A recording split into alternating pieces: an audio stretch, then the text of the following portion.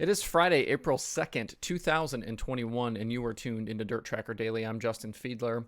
Today on the show, we've got previews and win predictions for a lot of the weekend's upcoming open wheel action, including the Outlaws at Pevely, All-Stars at Attica, and USAC at Riverside and Lawrenceburg. There's also some driver news, today's streaming schedule, and an update on something we're trying later tonight, so let's jump in. The World of Outlaws Sprint Car Series is in action this weekend for 2 nights at one of the best tracks on the entire schedule, the Federated Auto Parts Raceway at I-55 in Pevely, Missouri. The 1/3 mile track that sits just south of St. Louis down I-55 is a high-banked facility that always produces great racing and fast speeds. Kyle Larson won 2 of the 4 stops at Pevely in 2020, including setting a new track record during qualifying in May. He lapped the track in a time of 9.995 seconds. Sheldon Haudenschild and Brad Sweet won the other 2 races at Pevely last season, and those 2 drivers are always good when the series comes to town. Those 2 are also currently the 2 hottest drivers with the series, winning 4 of the last 5 races between the 2 of them. Sweet's average finish over the last 5 races is 2nd, and Sheldon's is 2.8. Sweet's fantastic start to 2021, which includes 3 wins and 8 top 5s in 9 starts, is why he currently sits atop the series standings by 32 over Logan Schuchart. David Gravel, Haudenschild, and Donnie Schatz round out the top 5. The DIRTRACKR.com analytics prediction formula favors Sweet for the next 2 nights, and it's not hard to see why. His recent run, along with past wins at Pevely, make him an easy pick. Schatz and Sheldon trail him in win chances, and we're still waiting for Schatz to get win number 300. Another driver to keep an eye on this weekend is Rico Abreu. He's a past winner at Pevely and finished top 4 both nights during the most recent weekend back in August of 2020. He's also sporting a new Rowdy Energy paint scheme this weekend, so check that out.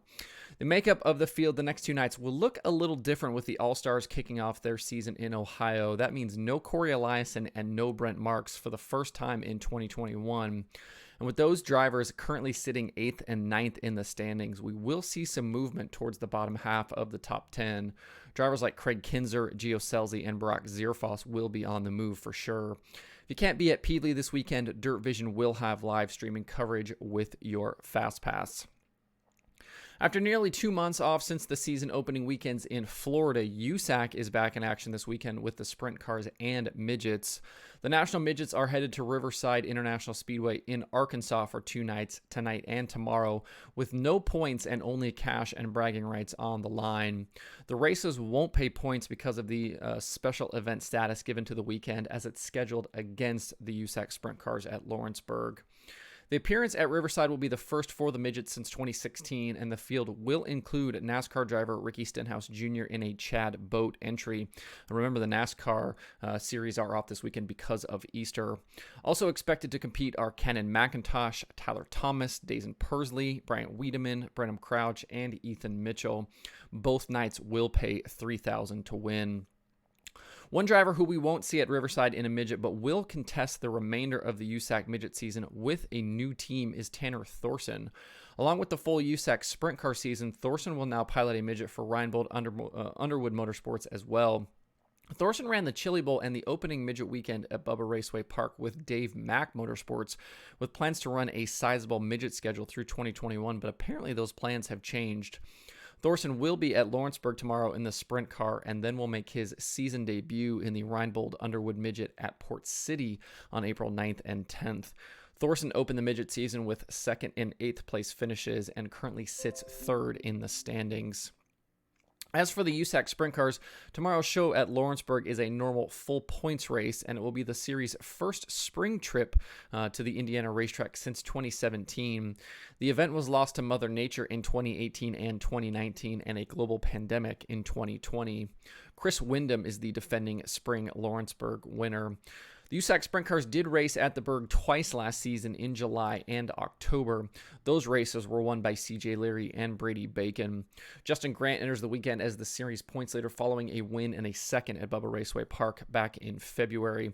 He's trailed by Brady Bacon, Kevin Thomas Jr., Tanner Thorson, and CJ Leary. KTJ was the other winner during the opening Bubba weekend. I'm not going to do win predictions from the formula for the sprint cars as we don't quite have enough data and races to work with, but I will point to Bacon as a Saturday favorite. Besides being the most recent winner, he has a series best average finish of 3.1 on 3/8 mile racetracks lately, along with 3 wins on 3/8 mile tracks. If you can't be at the Berg on Saturday, Flow Racing will have live streaming coverage. We talked back on Wednesday about the 11 full-time drivers that are going to contest the full All-Star Circuit of Champions season, and that group, kind of out of nowhere, grew by 1 yesterday. In a tweet from the series, it was announced that Ohio's Cap Henry and his lane racing team will join the All-Stars as series regulars, starting with this weekend's opener at Attica Raceway Park. Henry is no stranger to All-Star Victory Lane, picking up 4 wins in his last 22 series starts back through 2019. He's also got 9 top 5 and 12 top 10 finishes over that span. His wins have come on the traditional Ohio tracks, including Fremont, Attica, and Wayne County. Not normally known to travel outside Ohio and western Pennsylvania, it'll be interesting to see what Henry and that lane team can do at the other tracks on the schedule this season. We know they can run well in Ohio, but with such a talented group of regulars, they will need to get up to speed quickly at a lot of tracks they wouldn't normally travel to, including in central Pennsylvania, Indiana, and more. Looking towards tomorrow at Attica with the All-Stars, just like the championship, I think tomorrow's racing is completely up for grabs. This will be the first time we are seeing all of the series regulars racing together without the Outlaws mixed in. So it's incredibly difficult, I think, to predict who will be fast. Tyler Courtney didn't race at Attica last season, and neither did Brent Marks, and Corey Eliasson's best finish in the past 2 years is 6th. The DIRTRACKR.com analytics prediction formula actually likes Cap Henry tomorrow.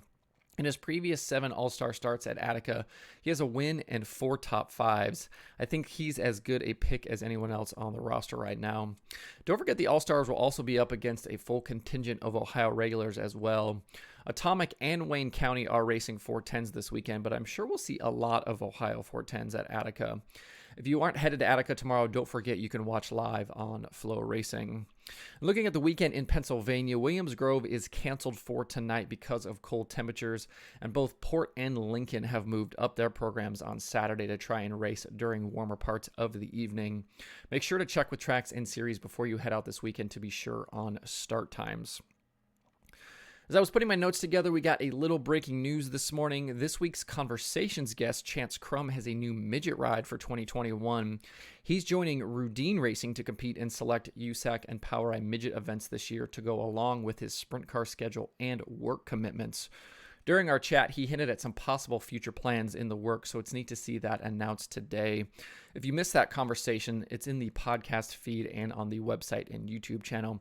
Also, don't forget to check out the Conversations episode I dropped yesterday featuring Speed Sport and Sprint Car Midgets Kyle McFadden. We talked all things central Pennsylvania. There are 10 shows on the streaming schedule today. Dirt Vision has the World of Outlaws Sprint Cars from Pevely and the World of Outlaws Late Models from Farmer City.